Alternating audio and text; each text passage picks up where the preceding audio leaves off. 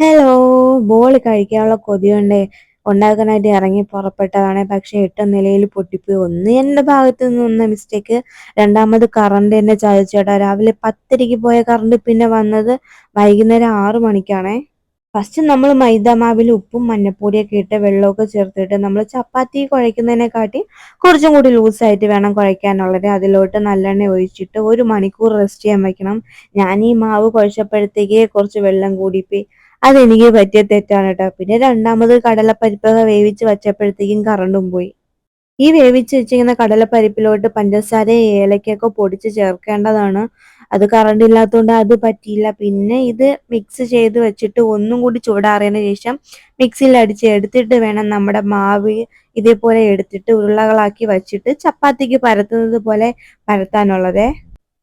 മാവ് ലൂസായതുകൊണ്ട് പരത്താൻ നോക്കിയിട്ട് പരത്താനും പറ്റുന്നില്ല. ഈ കടല നമ്മൾ മിക്സിയിൽ അരയ്ക്കാത്തത് കൊണ്ട് പരത്തുമ്പോഴത്തേക്ക് കുണ്ടും കുഴിയായിട്ടൊക്കെ ഒരു ഷേപ്പില്ലാതെയാണ് ട്ടോ വന്നത്. പിന്നെ ഒരുപാട് കഷ്ടപ്പെട്ട് കുറേ അരിപ്പൊടിയൊക്കെ ചേർത്തിട്ട് ഒരു വിധമൊക്കെ ഞാൻ പരത്തിയെടുത്തിട്ടുണ്ട്.